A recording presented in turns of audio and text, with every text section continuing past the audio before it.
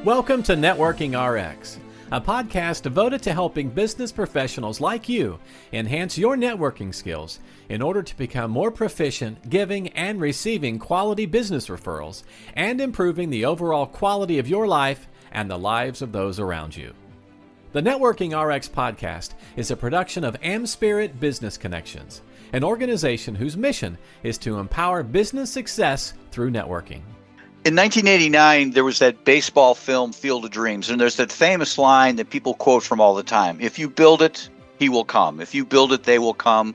And for years, businesses treated marketing the same way. Build a website, buy ads, improve SEO, post on social media, and then sit back and hope that people search and come. Then they come. But here's the problem. When you're relying on search engines, when you're relying on that strategy, you start to compete in a crowded stadium with everyone else yelling for attention. You become one more listing, one more ad, one more trusted expert amongst hundreds of options out there. Now, let's contrast that with how people really make important decisions, and stop and think for yourself. When someone needs a financial advisor, ask yourself this question. When you need a financial advisor, you're looking for a contractor, you're redoing that kitchen, you're looking for a real estate professional, or maybe an attorney. It could be lots of things. Chances are you don't Google that. You might Google flowers, but you're not Googling that estate planning attorney that you need, or whatever it is. What do people do? They ask someone they trust, a neighbor, a friend, a colleague, generally a person who's upstream from the search. And that's the difference between being discovered and being recommended. Today's guest, Justin Stoddart, has built an entire philosophy around that idea. Instead of fighting downstream in the noisy waters of internet competition, he teaches professionals how to move upstream to become the trusted referral before the search engine begins. And honestly, that changes everything. Referrals change everything. He's the author of the book, The Upstream Model, and co-founder of an organization called Pro Insight. He's also their CEO and creator of the Home Owner Concierge. He helps professionals stop chasing cold leads and instead build strategic referral relationships that position them as easy for me to say, trusted experts before the consumers ever begin searching online. Justin, welcome to the program. It is such a pleasure to be here. I thank you for the opportunity. Anytime I get around someone who's like-minded and likely more intelligent, more experienced than I am, I'm all in. And I feel like I'm in that situation today, Frank. So thank you. Well, we are like-minded. I don't know about the rest of that. I don't know. So when people think about growing a business today, and you run into this all the time, they think SEO, they think ads, they think social media. You argue that the real opportunity is upstream. And I love that metaphor. What does upstream actually mean, and why is it such a game changer? When I came across this principle, I was a luxury home builder and was fighting for my life to get new clients. And what I found is that everybody seemed to be doing the same thing. And it came down to the hustle and grind, who was doing it better and who was doing more of it.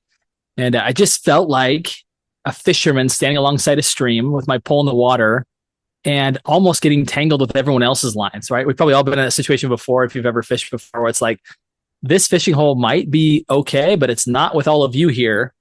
And I just thought to myself, there's got to be a better way, right? Yeah. And for those that have read the Blue Ocean Strategy, it's kind of that bloody ocean, right? Where it's the only thing that you win on is based on how fast, right, you can drop a family commitment and run out, to a job, or it's, how low will I go? Like, how much am I willing to discount my services? And I think anytime you get into a spot where there's a crowded shoreline, so to speak, that your margins and your lifestyle are going to take the hit, right? And I would also say your customer experience, because anytime you're spending more time chasing leads, bidding on projects, and not getting them, you have to. That's time that's being taken out of your client experience. And so, I realized as a home builder is that I didn't have to have a big personal sphere. I didn't have to have even a big professional sphere. I just needed to have the right one. that there were certain professionals who were situated alongside that stream, but upstream from me. And that if I were to pull my line out of the water and just take a few steps upstream and build an alliance with professionals from other industries, that it would be game changing, right? That they, if I could add enough value, and when I say build an alliance with them, I don't mean show up with my hand out saying, hey, will you give me referrals? That's what everybody does. And that's why they're quickly rejected. So it's really showing up from a place of curiosity and genuinely looking for ways that you can solve the problems that they're facing in their business, whether that be through introductions, whether that be through knowledge insights, whatever it may be, to have them recognize that you're different than anyone else. That worked for me as a home builder. I did that with architectural designers, with interior designers, and they quickly realized that different from my competitors is I wasn't just there with my hand out to get something from them. I was there to contribute and make their business and life better. And when they recognized that, they began to make introductions to me. And I realized, like, oh my goodness, I just have a small handful of referral partners and I'm as busy as I need to be. So that principle carried forward into the real estate industry and eventually was petitioned by multiple people. Said, will you write a book on this? Because I was teaching it in a number of different places. And finally I gave in. I said, I'm not an author, but apparently I'll give it a try. And the process was I said, the end result was really enjoyable for me to have kind of an artifact of my experience and how to help people to have a referral-based business that was actually quite scalable compared to the one where you're only relying upon your own database of clients, right? That can be tiring. So, well, what really resonated me in that what you just shared was the whole notion of wasting time. I had a conversation with the professional this morning, different industry, doesn't matter, but he was sharing with me that he was looped into on a text message with 5 other competitors. Here, somebody was referring all these people, bid on this. And he just called the person. He said, I don't mean to be mean about this, but if you don't think I'm the guy, clearly the person, don't refer me. Because I don't want to waste the time, because clearly somebody on the other end is probably shopping on price, or as you put it, dropping whatever to go and service this. And he says, I don't want to waste that time. I want to devote that time to really digging in and understanding the client. And so anyhow, let's unpack this. Why do referrals carry so much more weight than search results? I mean, you heard my intro. It's like there are things I will do a search on, and there are things I would never consider doing a search on. I don't want to say I'm alone. I don't want to say everybody does that, but you don't Google heart surgeon, right? I mean, where's that line cross, and why? Why? Why do referrals carry so much more weight? Yeah, I think and I loved your example and this example too that you just shared, is that there does come a point where the chances of getting it wrong really outweigh the benefit of convenience, of immediacy, right? Yeah. And I do think there are times where it does make sense when you don't have anybody to ask to hop on. By default, we're kind of trained to go to the Google machine, right, and ask.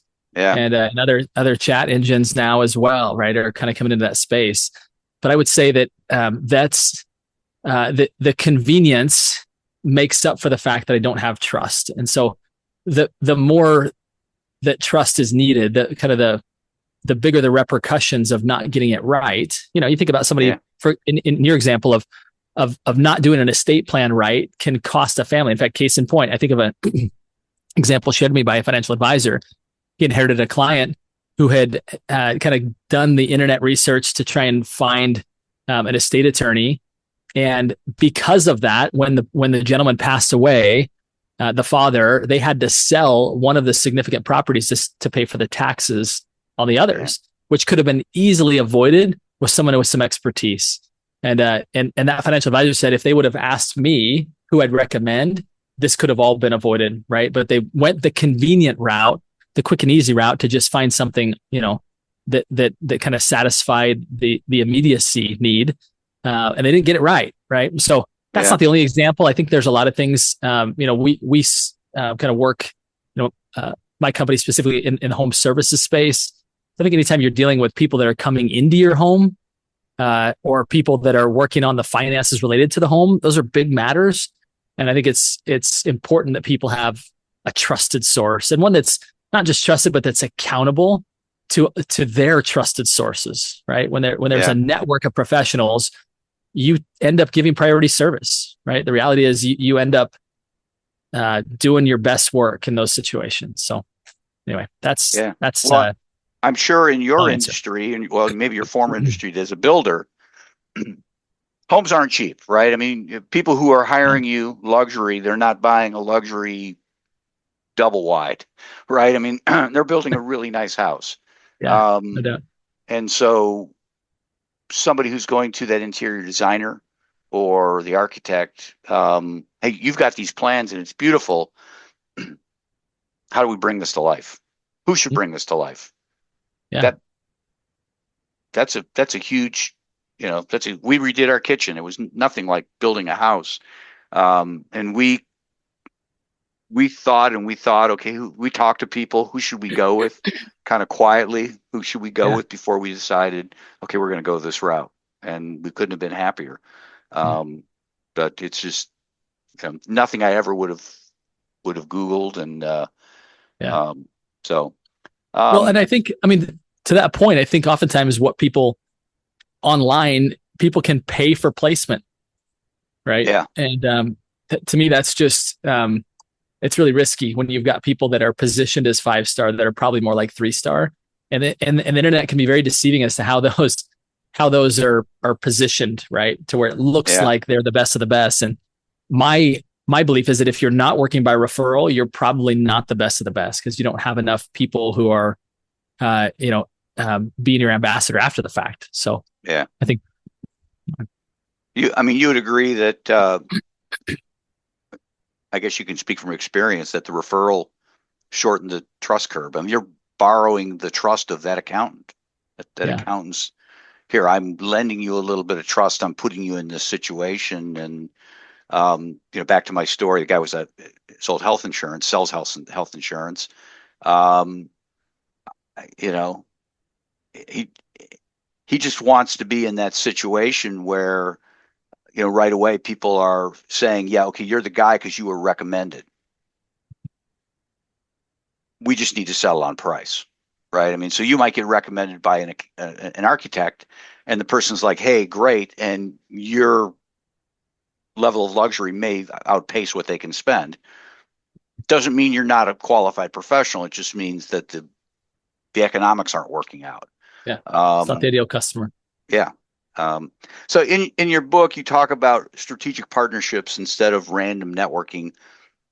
Can you unpack for us what the difference between those two are? Yeah, I think of, and again, some kind of local community organizations like a chamber of commerce are better than others. So I don't mean to put all in the same category, but anytime you walk into a room and you have no idea who you're going to meet or what professions they are, I think it can be fun if you're an extroverted person. If it's introverted, it's awful. Right. But that environment is not very intentional. Right. And what ends up happening is that people pass out a lot of business cards and say a lot of nice things to each other. Maybe it leads to a few coffee meetings, but it rarely leads to the kind of partnerships that change your business. Right. So I think the more intentional side of strategic partnerships is identifying who is the ideal customer that I serve, and who are the other professionals that I don't compete with, but with whom I collaborate, who also is oftentimes at the table serving that same client. How do I get a referral into that professional? Notice the approach is also warm. How do I get a referral into that professional? Could even be from a client that I've served, right? Could be from another professional that I respect. But getting introduced into that relationship, right, gives us the ability to now have a conversation that's not what do you do for a living, but it's tell me about your business, and coming to the table. And I think this is where maybe kind of some of the modern luxuries of AI and so forth can really be valuable, as you do your research on that person and that industry, to where you can come in with something valuable to add instead of just, here's my card, please pass this to your client, which in my opinion is not very valuable. No, it's lazy. It's really what it boiled down. Yeah. It's lazy. Yeah, People hand me a stack of here's 5 cards, hand them out to your. I'm not going to. This next question maybe is overlapping this, but how does someone know who their ideal upstream partners actually are? I mean, who has the trust of their ideal clients, who serves them before you do, perhaps? I mean, can you, and maybe use some examples of it from your own situation and the people you work with? Yeah, and I think one of the best approaches to this is to begin to identify, again, who is your best client to serve. For example, I was meeting with a group not yesterday, it was a couple of days ago. She said, Justin, I really find my business flourishing and even my heart flourishing when I get to work with seniors. Like, I just love that demographic. And so we designed a way for her to assemble around her upstream partners who all also serve seniors. Now, I think that's maybe that is the first way to start, is ask yourself the question, if I could get up and serve these people all day long and not even have to worry about getting paid or not, because I just love it, right? And of course, you're going to get paid doing it. But who would that be? And then back to what I mentioned previously, which is, who are the other professionals that are also at the table serving that client just before they get to you, just upstream from you, right? And once you get to kind of that aha, then it's like, okay, how do I then network into those relationships, right? That really unlock that for me. So earlier were advocating using AI, whatever, ChatGPT, Gronk, whatever, just saying, okay, brainstorm with me or for me. Who are the people that, and I always use the phrase, running in the same circle I am, but selling something totally different? Yeah, for sure. And that's exactly right. Is that, think of like if you had the ultimate assistant that could prepare you for every one of your meetings and have you come into that knowledgeable about their business, their industry, and even some interesting questions to ask that would really cause them to recognize that not only are you intelligent, but that you're sincere about wanting to get to know their business and their industry better and bring value to it, right? Having that kind of preparation would maybe be unreasonable for a solo practitioner. But with today's world of AI, you can actually have that. And that's my belief, is that AI should not be spent creating lots of automations to where you aren't talking to your people. Right. To me, that's a quick way to invite your client to replace you with technology. To me, humans still want relationships with people, as long as those relationships bring significant value, equal or greater value than just a robot, right? Yeah. So I think the way that I encourage people to use it is to use that for your back office work, right? And then the front office is spending more and more quality and more valuable time with those relationships, especially those strategic partnerships. So if you can let AI do the background work, and then you step in ready to deliver, and then afterwards delivering, right, the notes from that meeting back to AI to more to follow up, to be sure that you're fulfilling the commitments that you made, and taking the next step with that particular relationship. Okay, let's change gears. Let's talk about your homeowner concierge. The concept is fascinating. It creates exclusivity and trust together. How did this idea develop? If you want to unpack that, that would be great. Yeah, in 2021, a company was formed called ProInsight, and the concept behind it was, let's build an online, like a networking platform, right? Obviously, we were just coming out of COVID. People were pretty comfortable at that point being on Zoom meetings. It's like, we can really create some efficiencies around the networking process. And one of the things that we realize is that in many cases, professional networking is extremely valuable. I love it. It's actually lights me up. I enjoy the process. And it also captures only a fraction of the total size of the opportunity. because you can't be omnipresent with your clients to know who in your professional network they need at any given time, right? And so what we built is a piece of technology that creates some permanence, some omnipresence in the lives of those homeowners, so that they're always going to your preferred partner. So it really opens the floodgates of the amount of opportunities coming to the professionals, because they're no longer gated by what the professionals know about their clients and kind of what they're looking for now. So you equip your homeowners with the platform, the homeowner concierge platform, that gives them direct access to the professionals. So are the homeowners subscribing to this service? It's a free service for the homeowners. The professionals do subscribe. Yes. Okay. All right. So it's kind of like an Angie's List? Maybe how Angie's List started, right? I mean, the concept behind Angie's List is, hey, Angie, she has somebody for everything that we need. Let's go talk to Angie, right? But if you notice, it went away from Angie's List, and now it's just Angie. And now Angie looks more like Google, which is, oh, you need landscaping? Here's 5 people. If you push this button, they'll all contact you, which is horrific if you're a homeowner. Like, I don't know, I want 5 people calling me, right? I just want to know who someone I trust would recommend. And I want that one person to not only be accountable, but I want them to treat me as much as they care about the relationship that referred me, right? Which is, that's what people want. I know for me, if there's any service happening in my house, I don't want to talk to 5 people and pit them against each other. Maybe some do, maybe kind of people enjoy that blood sport. For me, that's not fun. Time is the most valuable commodity that I have. And so I just want somebody that's going to give me a fair price and do what they say they're going to do.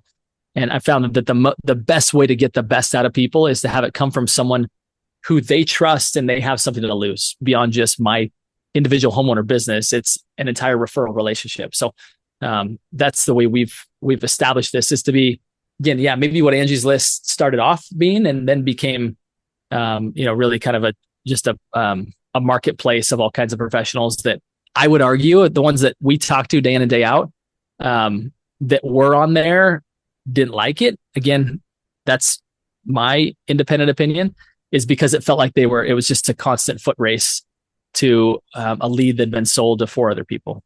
So, I mean, yours is different. You're in the Portland area, correct? Portland, I am. Just south of Portland. Yeah.